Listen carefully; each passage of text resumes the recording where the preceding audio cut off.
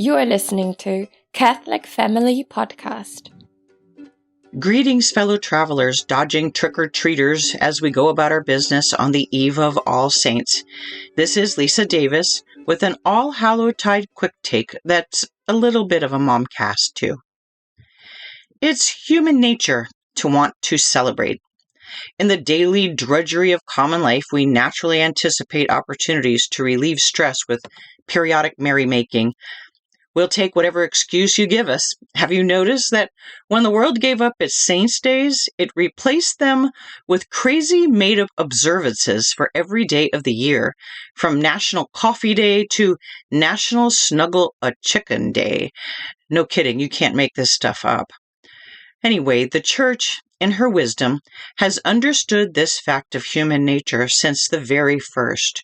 The early fathers knew when they brought the faith to each new culture, there were going to be bad habits they were going to have to replace with good habits. Missionaries had to convert not only the souls of people, but the soul of their culture. The first Catholic counterculture activists took the annual pagan rituals, converted their meanings, and adapted their trappings to Christian themes. There are a number of Catholic feast days strategically placed on the liturgical calendar in order to accommodate the accustomed times of festivals throughout the world. And it turns out that the converts, enlightened by grace, were perfectly fine with this. When it came right down to it, they just wanted to have festivals to look forward to that marked the seasons like they were used to doing, and they were more than pleased to mark the seasons with the saints. The institution of the Feast of All Hallows, which of course means All Saints, was the Church's replacement for the Roman Feast of the Dead called Feralia. Originally celebrated in May, Pope Gregory III moved the date of All Saints' Day to November 1st in 732, dedicating on that day a chapel in the Vatican to all the saints. By the time of the 8th century, Ireland and Bavaria, linked by the early Irish missionaries to Germany, were already celebrating All Saints' Day as an antidote to the pagan feast of Samhain. In 835, Pope Gregory IV extended the feast day to the whole Church and declared it a holy day of obligation. In the 10th century, St. Odilo of Cluny was the first to celebrate All Souls' Day, following immediately after All Saints' Day, and this fruitful feast day was quickly extended to the entire Church. It's only natural and fitting, after honoring the Church triumphant, to then pray for the Church suffering, so they can join the Church triumphant. The original intention of the Church was to replace demonic pagan holidays with two feasts that were diametrically opposite to them and purely Catholic, honoring those who are in heaven and praying for those who want to be in heaven. As Catholics in 2022, though, we find ourselves smack in the middle of these diametrically opposed cultures. We're trying to live good Catholic lives, but doesn't matter where you go, you're haunted with Halloween week, or maybe I should say month. It's been going on at Walmart since August or September. The whole world is aglow with orange lights and cobwebs, and we've run into ghouls and goblins everywhere. In place of perfectly respectable yards, I now pass haunted graveyards on my way through town. A tiny little Jason, all of maybe 7 years old and complete with goalie mask and machete, crossed in front of us at a crosswalk. And the girl who seated us at Applebee's had black lips and pink hair. But then maybe she always has black lips and pink hair. You never know these days. I think we'd like to assume that for most people, there's little immediate threat in doing the conventional 21st century Halloween thing. A little girl collecting candy door to door in a pointed black hat and fake green nose tied behind her head with elastic isn't going to suddenly turn Wiccan overnight. 6-year-old pirates don't generally grow up to loot and pillage. Teenagers who go to Halloween haunted houses dressed like Freddy Krueger don't usually become serial killers. And certainly there can be little harm in touring the neighborhood with our wee ones dressed up like little princesses and ladybugs, right? I mean, we all enjoyed these spooky Halloween traditions when we were kids, and we turned out all right, didn't we? Well, we did, didn't we? I think most would say, like I do, yeah, not too bad, considering. I mean, I'm trying hard to save my soul, regardless of some near misses when I was younger and constant fits and starts and lethargy as I get older. But the question here is not whether you or I turned out all right. It's how best to be sure our children turn out, not just all right, but same as us, whether or not they're on the road to sainthood. The question always needs to be, what's best for my kid's soul? Not what's okay, but what is the best atmosphere to raise them in? How can we protect them? What's important and what's just window dressing?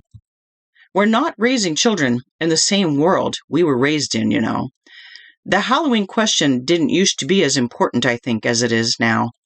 In former times, save from the Victorian days when Halloween first caught on, up until the 50s or 60s, the spooks and tricks of Halloween were most likely less morally threatening to our children because they were weighted against a more wholesome world. Not only was the world a comparatively safer place, but for the most part, good was acknowledged as good and evil was known to be evil. Our world today, though, has lost its perspective on good versus evil. Big time. Take a look at this generation's pop idols. Horror movie characters Freddy Krueger and Jason have achieved the same folk hero status as Spider-Man and Captain America. Vampires are apparently still a thing out there, and witches top the list in most bought costume this year, with a weird subset of costumes from the movie Hocus Pocus, and there's a whole podcast in how horrifying that is. We're seeing Baby Yodas again this year, and oddly enough, characters from the dark and disturbing cable show Stranger Things. That's among children, mind you. The adult list, well, you can imagine what you find on there, and some of it is just plain scandalous. I think most traditional Catholic families try to downplay the old evil that has returned to smother the wholesome meaning of our Catholic holidays, our holy days. But Halloween may be the one that's hardest to overcome. Out of all the holidays, I think Halloween has reverted most to its pagan beginnings. And while most of our Catholic holidays have been co-opted by crass commercialization and secularization, none of them has fallen into such a blatantly unwholesome set of new traditions as Halloween. Let's face it, much of it's downright demonic, and unapologetically so. But we excuse it because it's an American tradition, and, well, we did it when we were kids, and we turned out all right. It should be okay to follow along in the old American tradition so long as we don't dress our children as witches or devils, shouldn't it? Well, here's my thought on that. If the church thought it was okay to go along with the pagan festivals 1,500 years ago, it wouldn't have replaced Feralia and Samhain with something as diametrically opposite as the Feast of All Saints and the Feast of All Souls. It seems to me that Holy Mother Church, who wants what is best for the souls of her children, wants us to celebrate All Saints' Day and All Souls' Day instead of whatever pagan or secular observation may be going on in our world, not along with, instead of. Not every child or grown-up will be negatively affected by a few days' journey into a dark world, perhaps, but what about the ones who will be? Highly sensitive children aren't even the ones most at risk here, but children who might have an unhealthy interest in dark matters kindled and, heaven forbid, eventually come to experiment with the occult. You don't think this could happen to your child? Read the statistics on the rise in numbers of teens joining Wicca just since the J.K. Rowling books have been published. The devil is a busy little loser. He'll use every opportunity he can, and Halloween is an old favorite vetting ground for him.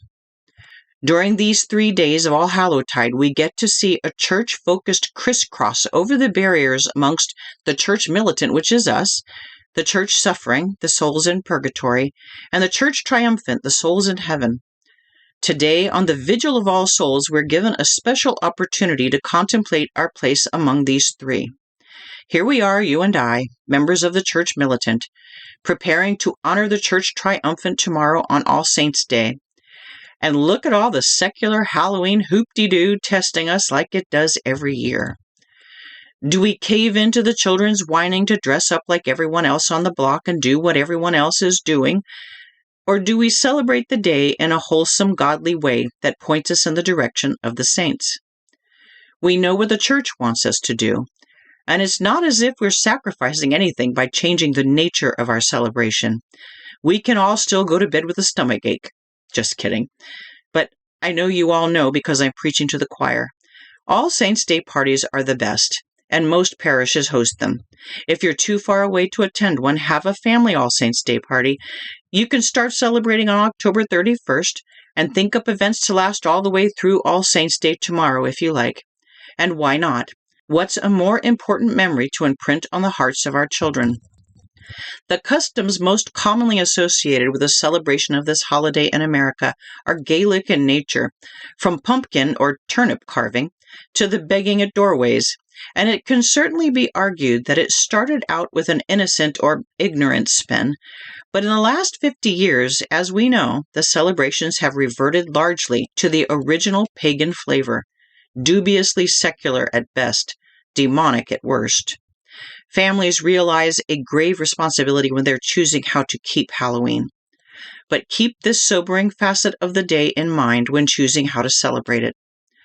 A man named Anton LaVey, the late founder of the Church of Satan, once said that he took joy in Christians taking part in Halloween, the high pagan feast day. Quote, "I'm glad that Christian parents let their children worship the devil at least one night out of the year," he said. "Welcome to Halloween." End quote. Blessed be God in his angels and in his saints.